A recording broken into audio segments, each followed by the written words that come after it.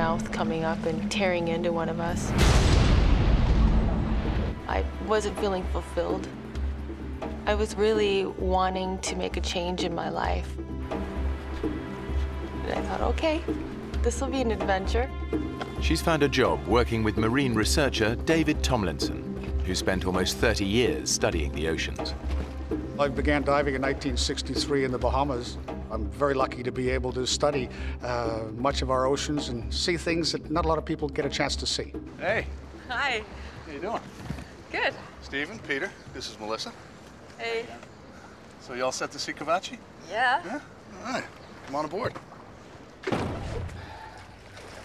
But the anxiety just kept growing and growing.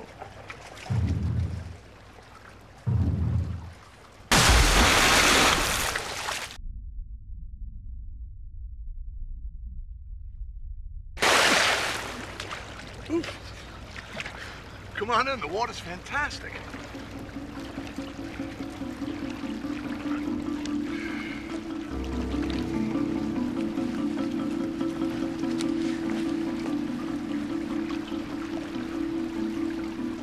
Then I got my gear on. I looked at the boatman and I said, Here I go. Say a prayer for me. and I thought, well, why did I say that?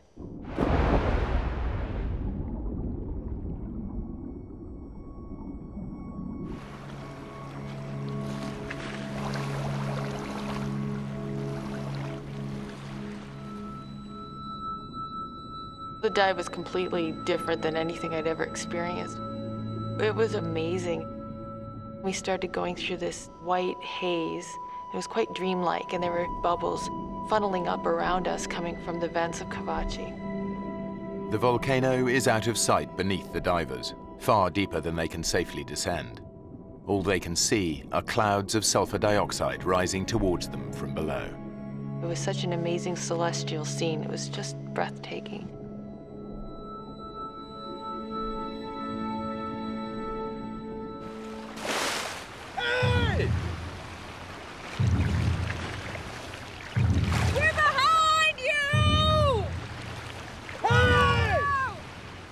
I remember thinking, oh, okay, that's no big deal. I was just looking forward to getting in the boat and putting a towel around myself. And then they didn't turn around. They got the engines on. I can't hear us over the engines. Turn them off! Cut the engines! Turn it off! Hey! I said, David, why aren't they turning around? And he couldn't answer that question. You're yelling, you're screaming at the top of your voice. Why isn't he looking? We're here. Can't you see us? The boatmen know the divers must be out of air by now.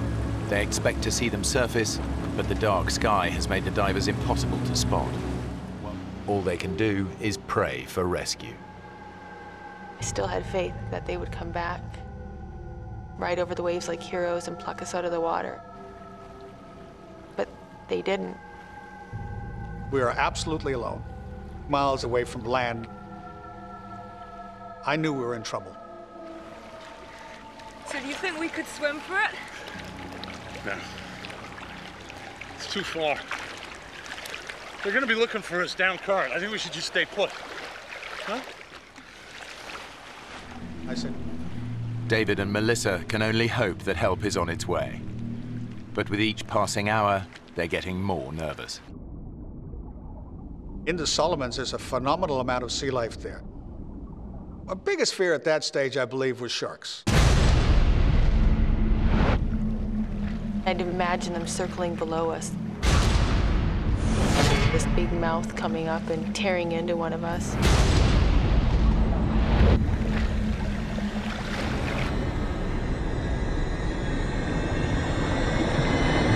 What was that? What? Was that you? What? Something's on my leg. Ah! Get it off! It's my gauge. It's my gauge. Just get it off I'm me! trying. Would you stop kicking? Look, there's nothing down there. There's everything down there. If there's anything dangerous down there. Like sharks, you mean? Yeah. Just say it! Yeah, and you keep kicking and splashing, the sure as heck gonna come and check us out, right? All I could think about was sharks. One nibble, one drop of blood in the water, and then we're gone.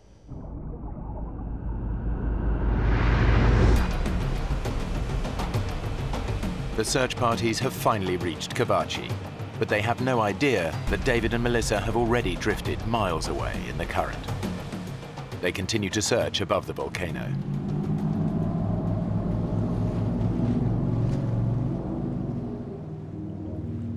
David was convinced they'd be found by 4 o'clock. Now it's almost 5. They're still 20 miles from land, and there's no sign of rescue. It was very clear that David wanted to stay still. He didn't want to move. He wanted to conserve his energy. I remember turning around and just looking all around me and just seeing all this water. And then looking at the land again and thinking, there's no other option. I really think we should try and swim. David looked in my eyes and he knew at that point that there's no arguing. We're gonna start swimming. Okay. Take it nice and easy, okay? No splashing. I'm gonna keep my hand underwater. You keep a lookout, okay? Nice and easy. Okay. I remember him saying, let's just get very slowly, peacefully on the surface, just moseying through. There's no reason to bring attention to ourselves, and don't kick too hard because we'll just get exhausted. With 30 years diving experience, David knows that splashing about on the surface creates its own risks. I didn't want to become part of the food chain because having watched the oceans and observed what happens there my whole life, there was a pretty strong likelihood that some sharks would come up and have a good look at us. You're on edge, totally. It was not a good feeling, not at all. While David keeps watch below the surface, Melissa scans above for any sign of danger. You see these pointed gray waves, and then all of a sudden you think you see fins. Here. What? And so your mind plays tricks with you. What? Nothing.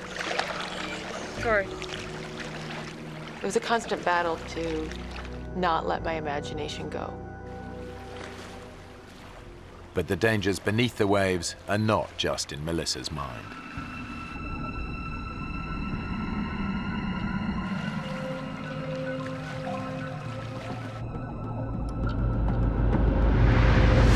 Ow! Something gripped me. What? Where? Oh, What? Ow! Then I looked in the water, and there were millions of these little globs, little translucent balls. Oh, jellyfish! I look, they hurt. They're not gonna kill you, okay? Swim through.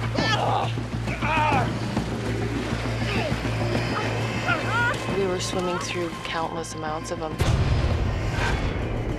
We were getting stung all over the place. I remember trying to count the stings. I got up to 64. But then it all blended into one. It was just the zapping pain that was shooting through my entire body.